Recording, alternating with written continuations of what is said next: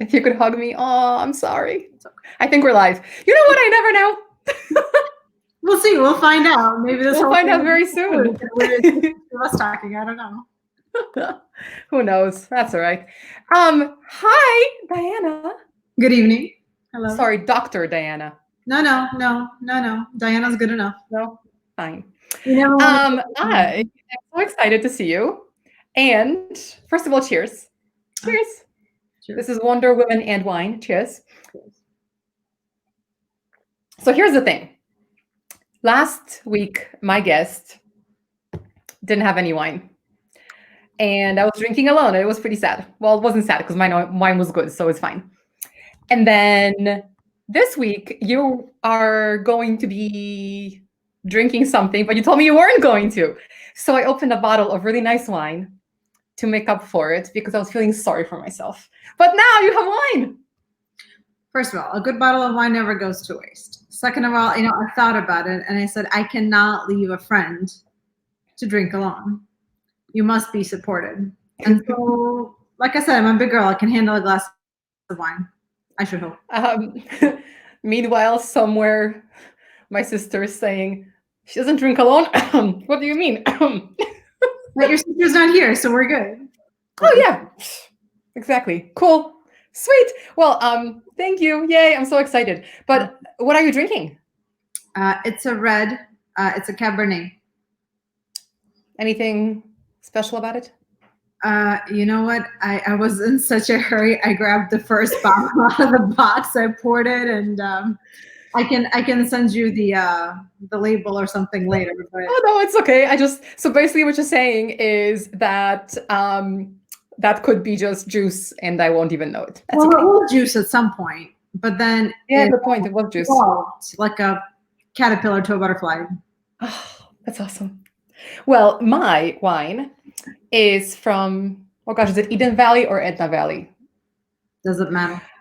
It doesn't, but it's really good. It's from Tolosa is the vineyard, and you were not there with us, but it's where we went during Shada's bachelorette party, and we thought about you. And we actually did, well, I don't know about the other girls, but Nika and I did a toast to you because we knew you were going to be there, but then you weren't. Oh, so cheers. I'm so touched. Thank you. Okay, so I also wanted to say something before we even start our conversation, because I reached out to you because you're awesome. But after I did that, I was just thinking, like, why are you special? My gosh, just kidding. No, I thought why you were special beforehand, because did you know, and if I told you this already, I'm sorry, it's because I never drink alone that I forgot this. Did you know that you're the reason why I went to business school and why I have a career to begin with? No, I did not. You are. What happened? What happened?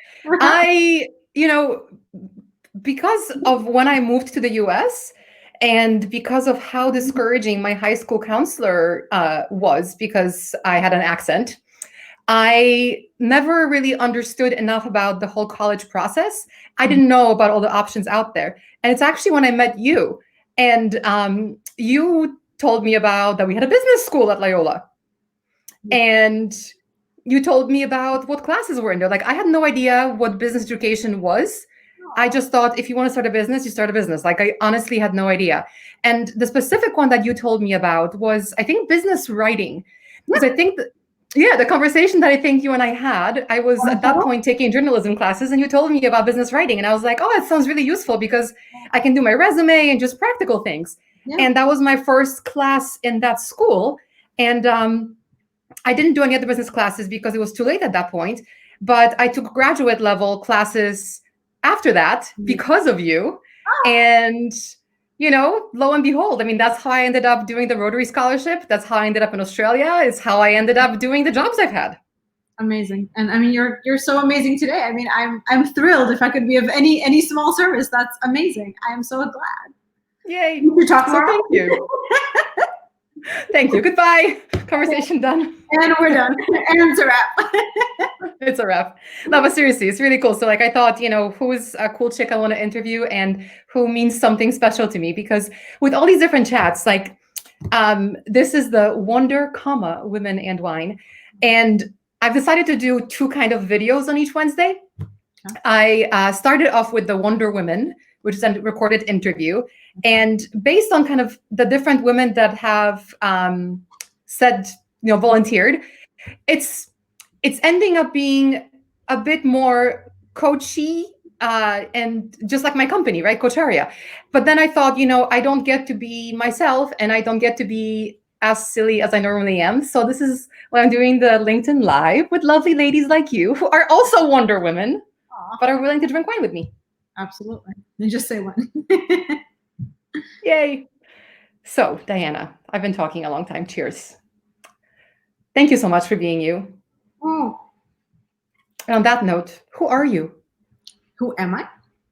You weren't going to warn me about that question. I feel like I'm writing an essay for college. What? Just kidding. It's good. Who am I? I'm a simple person, like everybody else, in the world.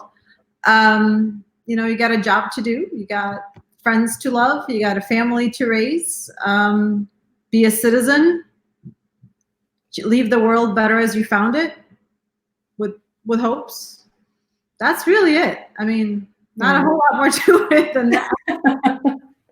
Well, you're a doctor. True. Which is cool. I love it. You are a mom of two really well-behaved girls and two really well-behaved dogs. Like, I'm amazed at your mothering skills. Thank you. The dogs, we can't, I don't know. We'll see. We'll find out. But the girls I can speak for. The girls I can vouch for. The dogs are amazing. Other than the escapes they have. If they're well behaved, they're slightly different. Yeah, but they love you. Okay, fine. All of them. Oh, I love them. All equally. They are my people. I am on their level. Yeah, I believe. So what kind of doctor are you? Talk about what you do. Talk about what I do. It's exciting times for what I do right now. So I'm a rheumatologist, which means that I treat autoimmune disease, where the immune system runs away and attacks normal healthy tissues instead of only attacking the invaders of the body. Rheumatology has had its coming out party in the last 10 years, where we have treatments and options available for patients like we never had before. Our waiting rooms are filled with lovely, normal appearing people. They're not in wheelchairs. They're not disfigured by steroids.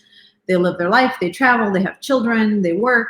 And as I tell all my patients, my job is to get you back to your life, not away from it. And with medical and technical advances, we've been able to do that. And part of the reason I went into rheumatology is because we can do so much for our patients now. It's incredible. That's pretty cool. I like it. Yeah. See, I told you, you're doing cool things and you're saving people from pain, which I can totally relate to because I'm in chronic pain and will be for the rest of my life. And it is what it is. But, I appreciate you. Well, never say never. Never say never. No, I am looking forward. Okay, so I don't know if I told you this either. Okay, I'm not into bionic weird implants, but for the longest time, I've advocated just give me a chip implanted, stick it in here, and just have everything on there. I don't want to have a wallet. I don't want a phone. If I get into an accident, scan the damn thing and you'll know what blood to give me. I want a chip. That's one thing. And the second thing, I do want a lower spine replacement because all of my issues are there. So never say never. Yes, I'll be raising my hand for spare parts. Maybe off screen I can see if I can be of any assistance. Interesting. You might know a guy who knows a guy. You're also Russian. Lithuanian, but thanks for asking. Lithuanian, sorry. My God, that's embarrassing. It's really embarrassing. I'm sorry. They're about the same, aren't they? No, they're not. So you do know. Sorry. Of course I know. I did one of my scholarships in college was about Lithuania. About the statute of 15 whatever. I forgot now. But I got to meet Tolstoy's grandson and I have a sash and everything. That's pretty cool. It is pretty cool. It was the first time I did scholarship. They gave me $3,000. It was great. Very nice. Yeah, so I've been to the Lithuanian Museum, which I didn't know if you know exists, on the south side near Midway. You know what's almost as cool as the Lithuanian Museum? What? Lithuanian food. There's a restaurant in no joke, in Darien, Illinois, which has, honest to God, the best food outside of Lithuania. Cool. Old Vilnius Cafe, and it's legit, authentic food with authentic Lithuanians and an authentic Lithuanian attitude, which if you have not yet experienced, be mentally. Are you representative of Lithuanian attitude? I'm probably not anymore. I'm warmer now. in my everyday interaction. Sorry, that wasn't. I'm a little. You're a regular kitten. A little less direct, although some would say I'm still too direct and tough in my interactions with people. Probably not patients, but people. I'm working on it. Work in progress. Don't work on it because I mean, you've known me for a long time. So maybe in your mind I've changed, maybe not. And frankly, I don't really care because I am what I am and I can't do anything about it.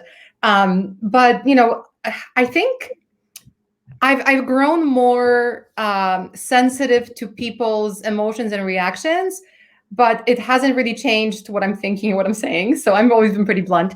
But like for me, the transition was from kind of caring about that and being like, you know what? No, I don't care. I've gotten to where I am and I am who I am because of how I am. So fuck it. Like people can deal. So don't change. You're pretty awesome. Thank you. You're welcome. I appreciate the thought. And it actually reminds me when I was asking you for a referral from my mom a few months ago now. Yeah. And I remember you told me that if you were like, if your mom comes to me, I'm going to treat her like all my other patients. It's going to be some, I don't know if you used tough love or what it was, but it just cracked me up. And that's true too. That's exactly what I would have said. But sometimes you need it. Sometimes you need to hear from somebody who's not related to you. Like, listen, you got to do that. Yeah. How do you when you talk to your girls, is your approach the same or are you different as a parent than as a doctor? I think it depends. It depends on what we're talking about. If we're talking about life issues, how do we treat other people? How do we navigate the world? What do they hear in school about religion, politics, high-level issues? I think I'm probably even more informative and try to keep my ears even more open than I do, let's say, in a medical interview. Okay. Because it really matters to me what their internal dialogue is and what they've experienced, because I don't know. I'm not on the bus with them. I don't know where they're coming, because they could be asking me a question and has nothing to do with the subject, but this is how they're going to get to it eventually, because they're kids. They don't know adult communication patterns yet. Yeah. So I have no idea. Like, they can ask me about a cracker, but it's because some girl was mean to them. I wouldn't let them give the cracker. They just got to know, is the cracker that special? And I don't know what we're talking about. If it's smaller things like you left your shoes again in the middle of the laundry room and dad or I tripped over it, or the laundry detergent happened to go into your shoe and your mom spent 45 minutes trying to wash laundry detergent out of your shoes so you could go to school tomorrow in your shoes. I don't talk like I talk about me. I say it like it is. Like, you go Lithuanian. Listen. That can happen again. It depends. It depends. But right now with it's funny but not funny. Like, I get my news, there's different sources I look at, but always in the morning I listen to Up First on NPR, and then I always check my Google News. And for at least the last month, every single headline in every single category, somehow even my space news have COVID-19 in them. And so you can't escape it. How like with your girls or your patients, frankly, like, has there been a change in communication? Has there been a change in dialogue? Well, so with the girls, it's actually kind of interesting. So they are doing e-learning. So meaning the teachers are good enough to try to get their content across platforms like these, and give them homework and assignments and some sort of exams. So they're technically in school. And we still help, and they still do additional math homework through this other program, and it's all online within overnight. It was very impressive. So they're down there in school. They still need homework help. They still have questions and things. So like they're okay. They have lunch, they have breakfast, they have dinner, they go for walks. I'm not sure they've noticed much of a change other than they like put their timers on and they kind of hunt me down when they see that I've like ascended from the basement. It's kind of funny. Like as soon as I'm upstairs, I hear like alarms ringing that they're like technician mom's in the kitchen. So, so that I can't say that that's changed all that much, and they're not going stir crazy because if you give them a book, they're happy for 6 hours straight. I don't hear from them. They're not like crazy active kids, but with patients, it's been a revolution. So now at least with our organization, we're doing most of our days from home, 1 day inpatient office visit, or outpatient in the hospital visits, where, if a patient's truly urgent or there's a procedure needs to be done, we're there for them, or somebody's there for them. But the majority of it has also gone to this kind of platform. And I never thought it possible. I don't think patients ever thought it possible. I think I found a lot of challenges with it because when I'm talking like this, who am I talking to? I'm talking to my friend. Yeah. And I want to know, how's your day going? What's new? Whatever. And when it was with the patients, much like that, because I'm on the phone. I'm like, hey, how's it going? Tell me about the artwork behind you. And, is that a cat's tail? I just passed by a camera. Show me your puppy. I don't know. And so I feel like I'm more social with them instead of saying, where's your pain? How level? All that stuff. So it's an adjustment for me to not be a social butterfly with them and, hang out for half an hour. Because at the end of it, they visit, I actually have to do something useful in their life. But it's been an adjustment. I don't know what hindsight is going to show us, if it's going to be a positive, meaning we were able to do more versus just not seeing anybody. It's going to be negative and we find out that we're maybe not as good by phone as we are in person because, I can't lay hands, I can't look, I can't examine. And the other thing is, especially when you're face to face, and maybe there are people who are good like this on camera, but you listen to what a person says, but you listen to what they don't say, and you look at their body language and their posture, and if they're guarding something or they're favoring something or they're sitting in a certain way or they're walking a certain way, and you get all these cues that you would have never gotten otherwise, and you miss that. And sometimes you can still miss that in the office if you're not careful enough. But the first thing you learn, at least on physical exam of medical school, is you look at your patient. You walk in and you just look at your patient. Do they look well? Do they look like they're feeling well? What is the general mood in the room? What are we there to talk about? Because I could be talking to somebody about their knee pain, but at the end of the day, God forbid, their mother is in hospice and not doing well. You're not going to do anything for that knee pain until you address that. And that's not a rheumatology issue, but it's a human issue. So I don't know at the end of the day how much we're missing, but I'm hoping it's better than nothing. We'll find out. History will tell. Time will tell. It is super interesting. And as you're talking, I'm just thinking even, with my parents, they speak English, but they are more comfortable speaking. Well, actually, that's not true. My mom is more comfortable speaking to a doctor in Polish. My dad doesn't really care, I think. I think maybe even English sometimes is better for him now. But just even finding a family doctor for them and seeing the interactions, the way that it's worked so far has been, I would find a doctor I liked, and for some reason I would think that they would work for my parents too, or my dad or my mom specifically, and I would send my parents to that doctor. So I would have an input both from who this person is like as a doctor, because I've experienced as a patient, and I have the input from my parents. And it's so unexpected to me when I hear them afterwards of why they liked Dr. So-and-so or why they hated Dr. So-and-so. And I'm like, it's just things that I would have never even, they don't matter. But yeah, like I think the interaction is also going to show not just on the doctor's side, but on the patient side, because I think our preferences are so different all across the board. Well, it's about fit, right? Yeah. It's about fit, much like anything in life, much like your business partner or your life partner or whoever. And so you don't know. And ideally, the doctor's office is the place for you to be your rawest, truest self. That's the place to break down, because you may never tell your daughter you're ill or that you're hurting. You're going to put on a brave face and go babysit her kids and get her groceries. But in the doctor's office, that's the time to say, oh my God, this has been hurting me and bothering me, and I'm eating 8 Advil a day just to be able to keep up, and I don't want her to know. So we don't know. what happens in that office. And ideally, you find a person where you can let all that out.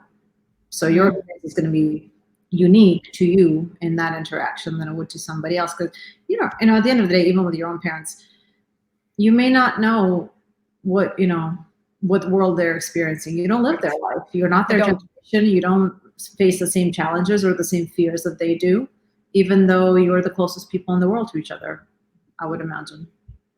That's okay. Do you think that people are their truest self when they come to the doctor's office? I know that's the ideal you just mentioned, but are they? They can be. They can be. And sometimes it's amazing the change you see coming from the door.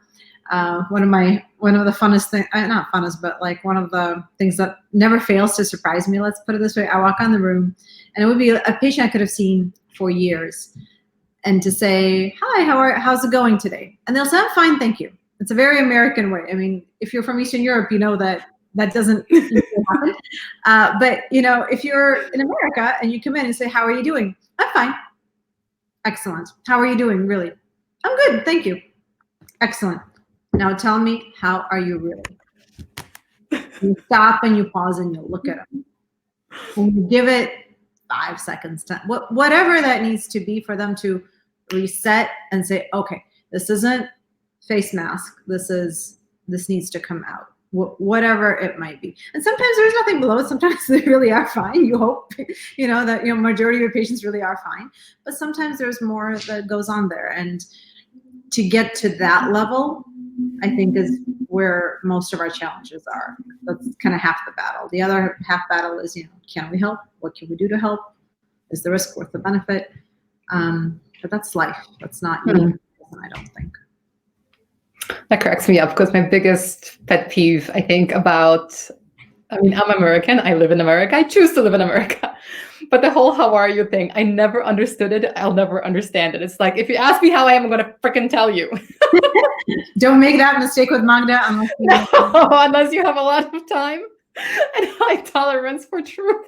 But I mean, that's the whole point, right, of the visit is you have time. This is why you're there, is because you need the time for yourself. So speaking of cultural things, one thing that's also been coming up for me lately during the COVID craziness is, my life hasn't changed much because I work from home. This is my life normally, okay? It looks good. Huh? It looks good. You look good. Thanks. My hair's blue today. Dude, I have wine for a reason. Like, it helps? Is that what they do? Okay. Everyone who doesn't even know me knows that I like drinking wine. Okay, I'm not an alcoholic. I'm just Polish. Anyway, I am Polish. I grew up in Poland. I moved here when I was 12. And, a lot of, like when I watch, I don't have kids, but my cousin has the most amazing daughter, Hannah, whose birthday was on Monday. Happy birthday, Hannah. Happy birthday. And his birthday's today, and my dad's. Happy birthday. Happy birthday. Yeah, anyway.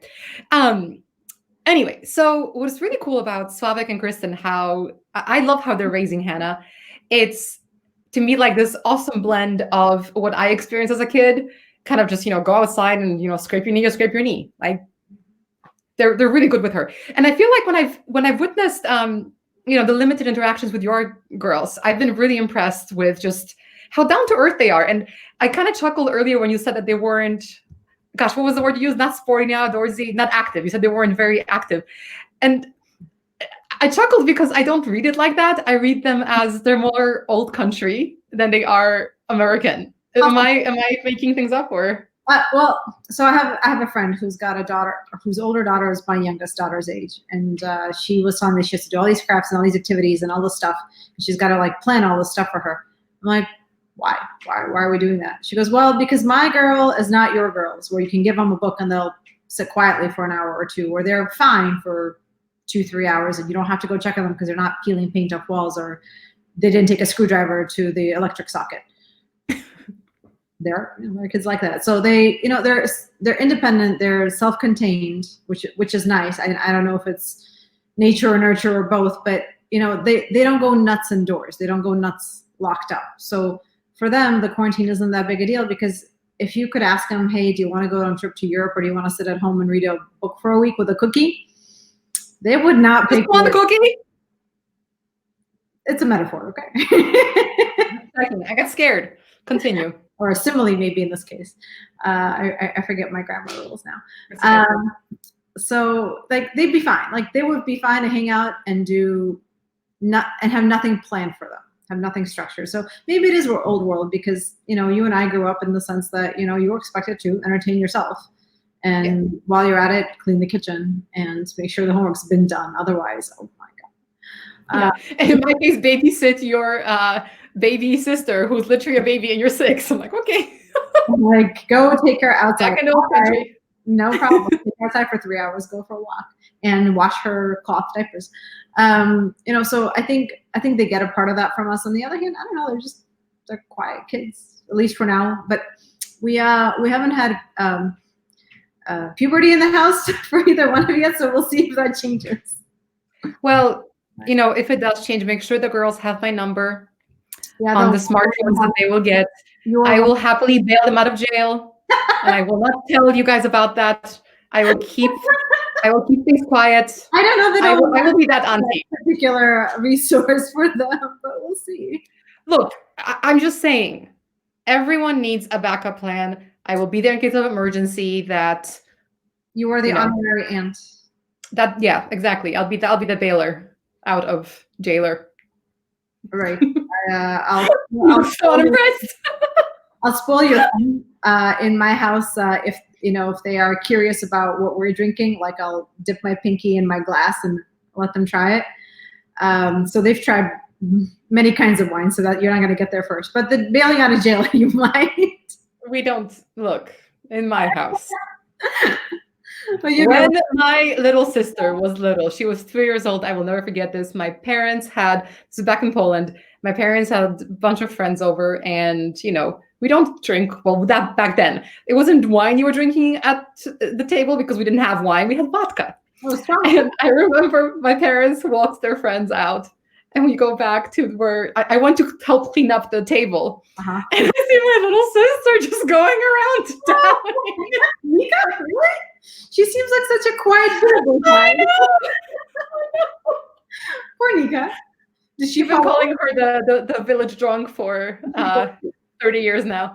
Aww. You know what? I don't remember. I don't remember if we laughed or if we cried. We passed out. Must have. I mean, the brain damage wasn't that bad because she's still here, and Okay. Yeah, old country man. Good times. Good times. Good times. Good times. Like it's been really on my mind lately because it's it's like right now I'm literally I'm on the floor because I don't know, I have cats and they keep walking over me. But my computer is sitting on a puzzle that's been put together. And I'm just, I look around, I'm like, oh, there's Post-its, there's books, there's so many things to do that don't involve, people and just stuff. And like you said, planning. I think our lives are way overplanned. Yeah. And somehow we survived and, are semi-intelligent. Well, at least, you are a doctor. Some days I am not. Stop it. I do use WebMD, but not anymore because I'm not allowed to anymore. Because every time I look at WebMD, I end up with cancer or brain tumor or flesh-eating bacteria.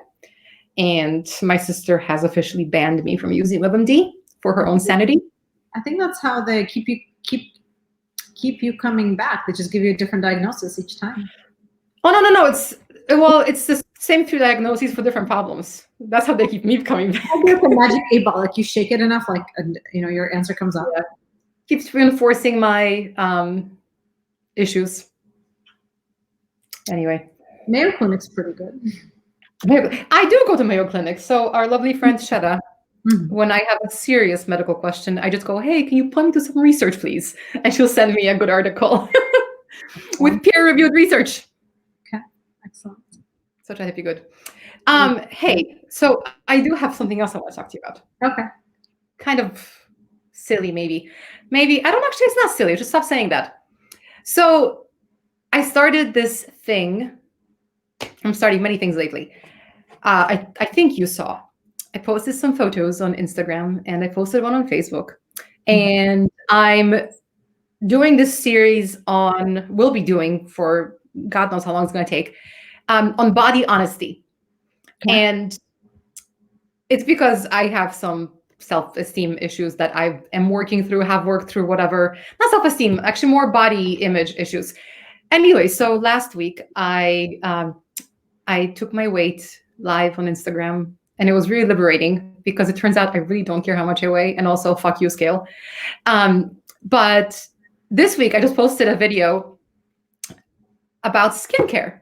Mhm. And what was really shocking to me is I think I'm pretty low maintenance. Like, yeah, I'm wearing makeup right now, and I wear makeup most days because it's actually fun. Like, I like playing around with colors. It's my entertainment while I listen to morning podcasts.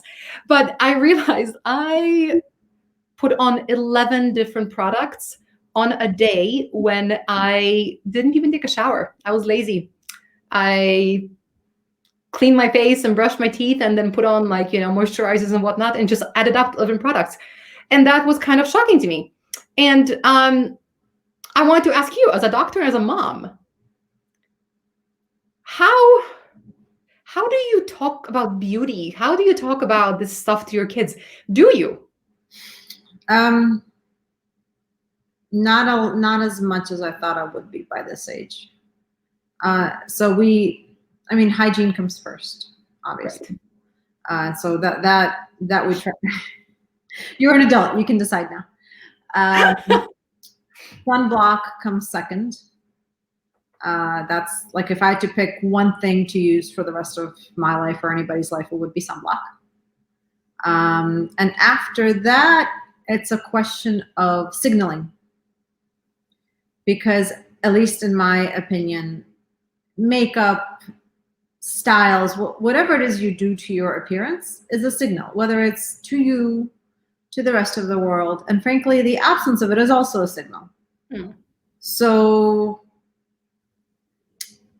let's put it this way. I only started wearing makeup probably around age 18 or 19 because people kept asking me, why are you so tired? Or are you okay? Or are you sick? You look so tired.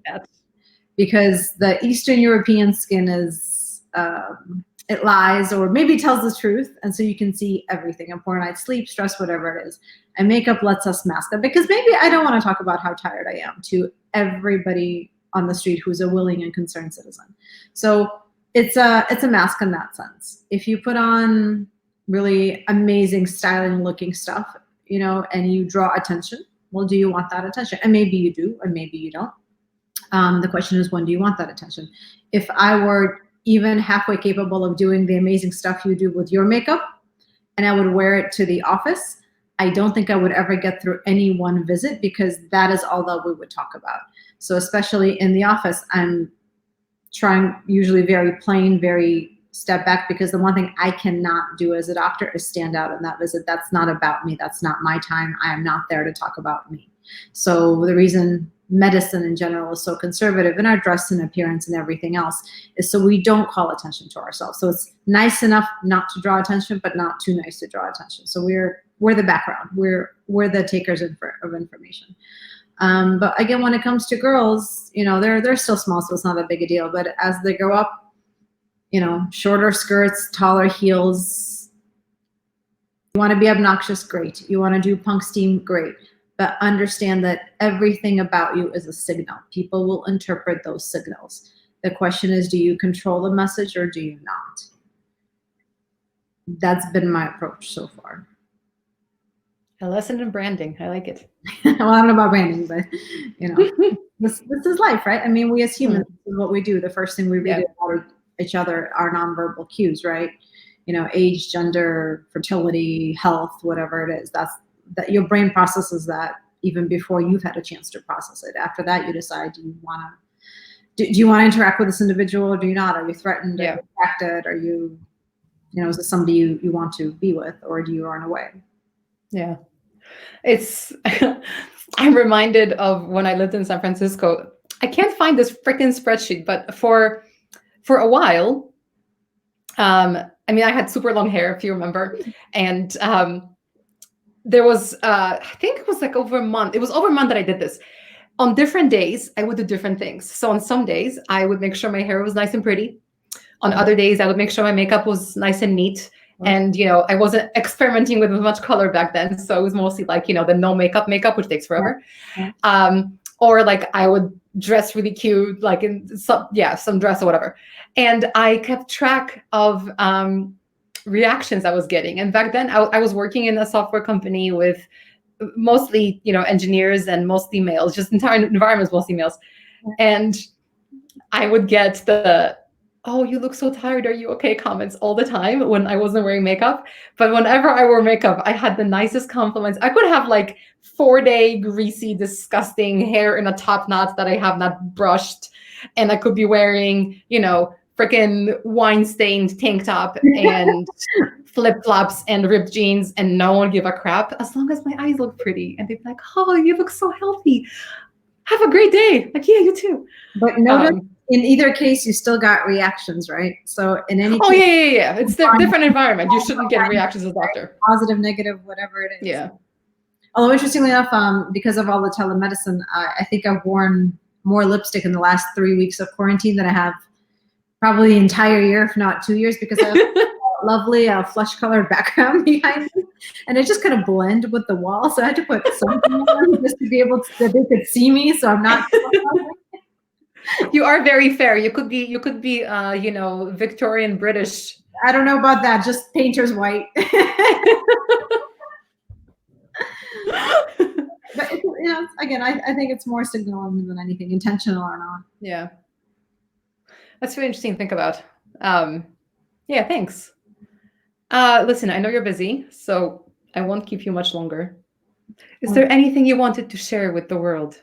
Or at least the people that are watching on, my LinkedIn? I don't know. You know what? I think, I think that if 2 months ago we did this, we could have just as easily said, these are trying times.